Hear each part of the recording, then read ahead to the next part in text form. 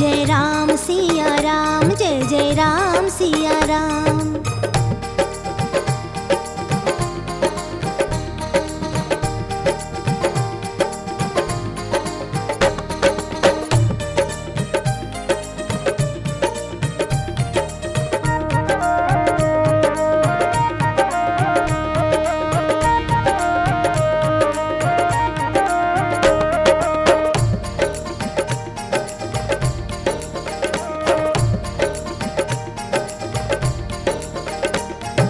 सीता जी जब सभा में आई,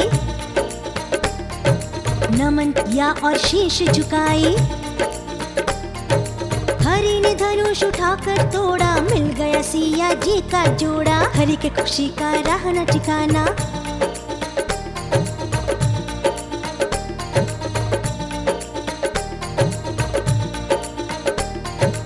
इसी बात को गुरु ने जाना।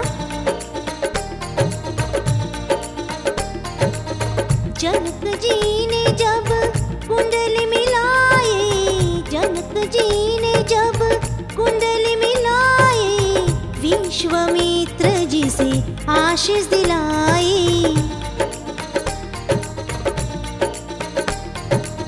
जनक जी ने जब कुंडली मिलाए, विश्वामित्र जी से आशीष दिलाए। फिर माँ ने विश्वास जताए, बेटी विवाह की शुभ घड़ी आई।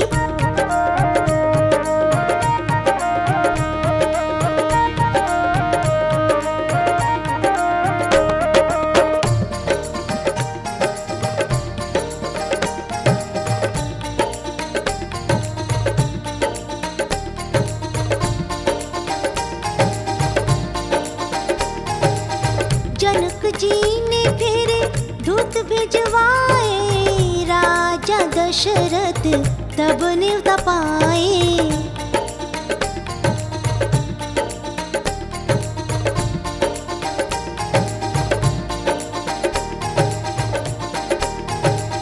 संदेशा पढ़ मंद मंद मुस्काए दशरथ राजा, साथ में रानियों का मन हर्षा। भरत शत्रुघ्न खुश हुए सहसा, जब गुरु ने आशीर्वाद देने, फिर शादी की तैयारी की है।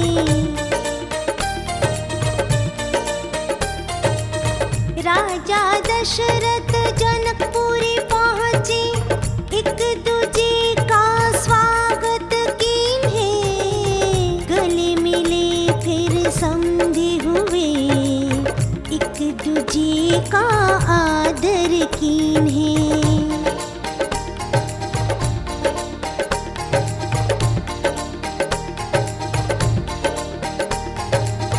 आई है बाहर बनके मिलन की घड़िया, खुशियों से झूम उठी जनक नगरिया। मंगल चार होवे हर्ष उल्लास हो, अवध कुमार बैठे जानकी के पास हो।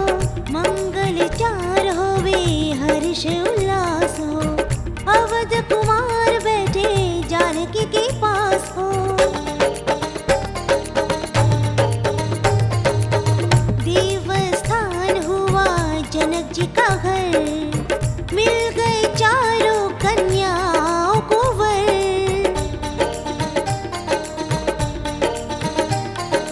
हुआ वैसा जैसा दोनों समधि विचारे, हुआ वैसा जैसा दोनों समधि विचारे। राम जी के तुम हुए राम जी तुम्हारे, राम जी के तुम हुए राम जी तुम्हारे। सिया सुकुमारी धन्य भाग्य तिहारे, सिया सुकुमारी धन्य भाग्य तिहारे। राम जी के तुम हुए राम जी तुम्हारे, राम जी के तुम हुए राम जी तुम्हारे। जय राम सिया राम, जय जय राम सिया राम, जय राम सिया राम, जय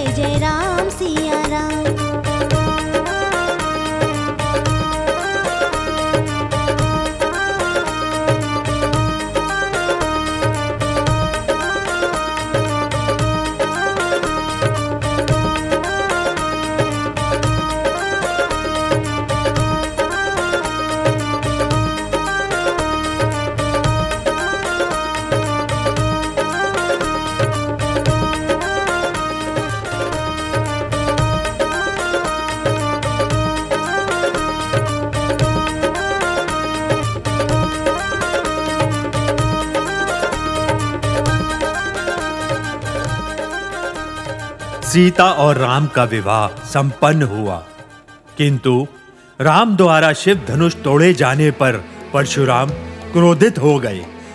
अपनी क्रोध की ज्वाला को लिए वह राम से मिलने यहाँ आ पहुंचे।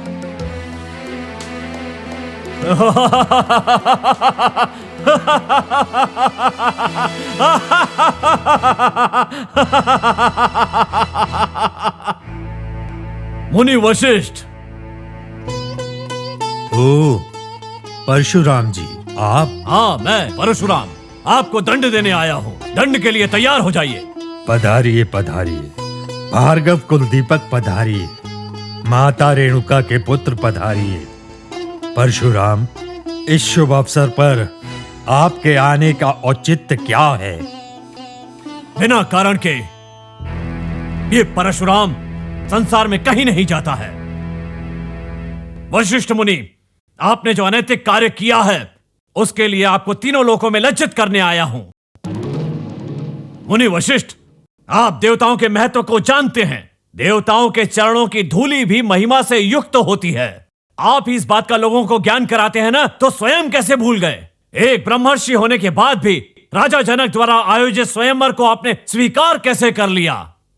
और स्वयंवर के बाद जब राम और सीता का विवाह संपन्न हो गया तो उन्हें आशीर्वाद कैसे दिया?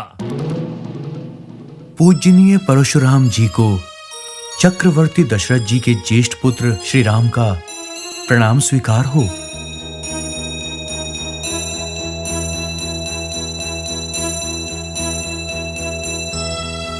अच्छा, तो तुम ही राम हो, असुरों का वध करने वाले अवतारी पुरुष और संकटों को हरने वाले राम। तुम ही हो जिसकी महिमा का गान ऋषि मुनि करते हैं। वो सभी मुझसे स्नेह करते हैं, इसीलिए ऐसा कहते हैं। परशुराम जी, मेरे पिता दशरथ जी और गुरुदेव महर्षि वशिष्ठ जी मुझसे बहुत प्रेम करते हैं। यदि उनसे कोई त्रुटि हुई हो तो कृपया करके उस त्रुटि को बताने का कष्ट कीजिए। मैं उसका समाधान ढूंढकर उस त्रुटि का प्रायश्चित करूंगा। मैं इसे करने को तत्पर हूं, ऐसा मैं आपको वचन देता हूं ऋषिवर। ये बात है तो बताओ, शिव धनुष असल में क्या है? वह एक दैविक रचना है। राम, एक साधारण राजा द्वारा निर्मित वस्तु को भी लोग बड़े जतन से संभाल कर रखते हैं, तो त्रिमूर्तियों में श्रेष्ठ शिव के धनुष को रखकर उसकी आराधना करना क्या ये राजा जनक का कर्तव्य नहीं है? बताओ। वो तो है। जिस धनुष की उसे रक्षा करनी चाहिए थी, उस धनुष को अपनी पुत्री के विवाह के लिए एक प्रतियोगिता की वस्तु मानकर प्रस्तुत करना पाप नहीं है? महर्षि, देवों की वाणी है और मैंने तो केवल देवों की वाणी का पालन ही किया है। विवाह देवताओं द्वारा निर्धारित किया जाता है, तो ऐसे पुण्य कार्य हेतु धनुष का तोड़ना अपराध कैसे होगा? आप ही बताइए। यह तर्क माना नहीं जा सकता। राजऋषि जनक द्वारा किया गया यह कार्य एक महान अपराध की श्रेणी में आता है, किंतु उससे भी बड़ा अपराध यह है कि जिस धनुष को मोड़कर उसकी प्रत्यंचा चढ़ाई जा सकती थी, तुमने उसे तोड़ दिया। इसी अपराध के लिए तुमसे युद्ध करके तुम्हें दंड देने यहां आया हूं।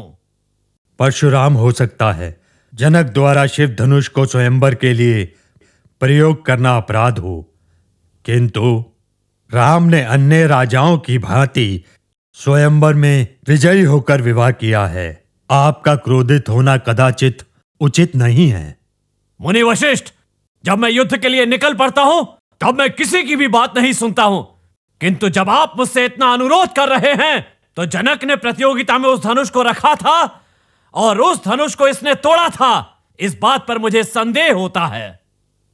इतने महान ऋषि को संदेह कैसे हो सकता है? हाँ राम, क्योंकि अगर जनक ने दूसरा धनुष रखा होगा और तुमने उसे तोड़ा होगा तो ऐसी स्थिति में मैं एक झूठे वीर से युद्ध करूंगा। और राम, यदि तुम सच में वीर हो और तुमने ही उस धनुष को तोड़ा है तो युद्ध के लिए तैयार हो जाओ। शिव धनुष की भांति ही विष्णु धनुष की भी यदि तुम प्रत्यंचा चढ़ाकर दिखा दो तो तुम्हारे साथ मैं युद्ध करने के लिए तैयार हूं। चढ़ाओ इसकी प्रत्यंचा।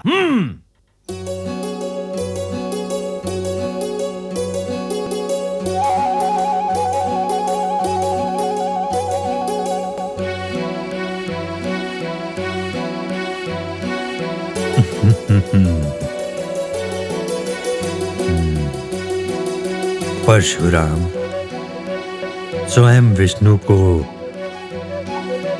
उनके धनुष पर प्रत्यंचा चढ़ाने को कह रहे हो।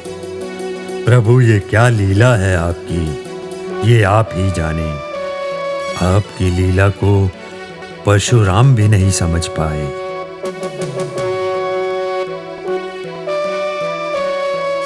ये क्या, विष्णु धनुष पर भी तुमने प्रत्यंचा चढ़ा दी? इस धनुष पर अब तक मात्र 3 लोग ही प्रत्यंचा चढ़ा पाए थे, स्वयं महाविष्णु, उसके पश्चात विष्णु जी की कृपा से मेरे पिता और मैं। किंतु आज इसने बड़ी सरलता से इस धनुष पर प्रत्यंचा चढ़ा दी। कौन है ये पराक्रमी? ये कोई साधारण मनुष्य नहीं है। ये राम आखिर है कौन? परशुराम, हमारी कृपा तुम पर सदैव रहेगी। हमारी शक्ति से तुम दुष्ट क्षत्रियों का नाश करोगे। जब हमें अपनी शक्ति की आवश्यकता पड़ेगी, तब तुम्हारे ही नाम अर्थात राम के नाम से हम अवतार लेंगे और उन शक्तियों को तुमसे ग्रहण करेंगे।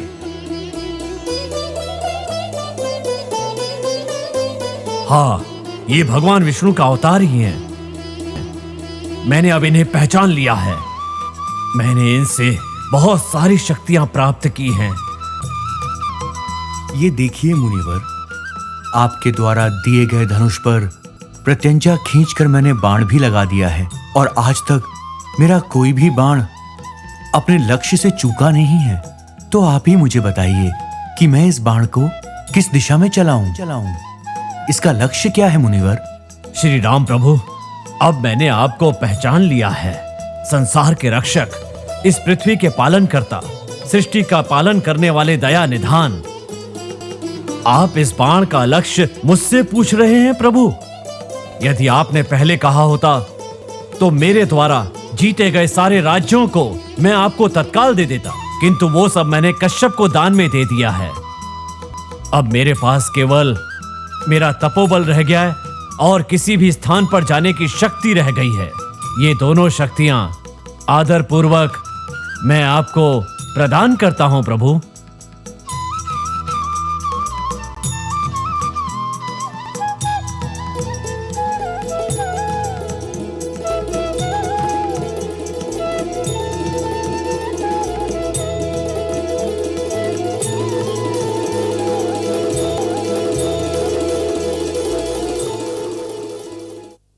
हे प्रभु श्री रामचंद्र, रात्रि के समाप्त होते दीपक का कार्य समाप्त हो जाता है, उसी प्रकार आपके अवतरित होने के पश्चात अब मेरा कार्य भी संपन्न हुआ। मैंने अपनी शक्ति आपको दे दी है। इसे पाने के बाद आपकी धर्म यात्रा प्रारंभ हो जाएगी और आपकी कीर्ति फैल जाएगी। परशुराम जी, देवताओं की रक्षा हेतु भृगु मुनि की स्त्री का वध किया। उनके श्राप के कारण हमें पृथ्वी पर 10 बार जन्म लेना होगा। अब तक हम इस धरा पर 5 बार तो अवतार धारण कर ही चुके हैं और ये हमारा 6वां अवतार है मुनिवर। भृगु वंश में दुष्टों का नाश करने हेतु आपने भी जन्म लिया है और दुष्टों का इस धरती से नाश करके सृष्टि को चलाने के लिए इस धरा में आप स्वयं आए हैं मुनिवर। आहा, बड़े भाग्य की बात है, आपने इस पृथ्वी पर अवतार लिया। इस पृथ्वी ने अवश्य कोई पुण्य का काम किया होगा। परशुराम जी, हमारे अवतार के विषय में आपको सूचित करने हेतु और इस धनुष पर प्रत्यंचा को चढ़ाने हेतु श्री नारायण ने ये खेल रचाया है। अब हम स्वयं पृथ्वी की सदैव रक्षा करेंगे। आपसे अनुरोध है कि आप यहाँ से महेंद्र पर्वत की ओर प्रस्थान करें और वहां पर तपस्या करके अपनी तप की शक्ति से बैकुंठ धाम पहुंचकर सदैव के लिए आप अमृतों को प्राप्त करें। जैसी आपकी आज्ञा प्रभु।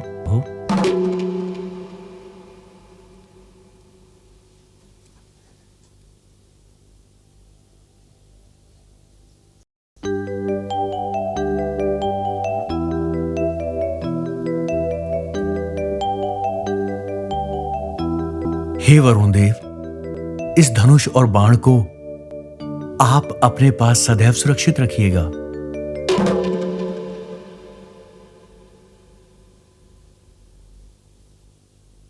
गुरुदेव, आशीर्वाद दीजिए।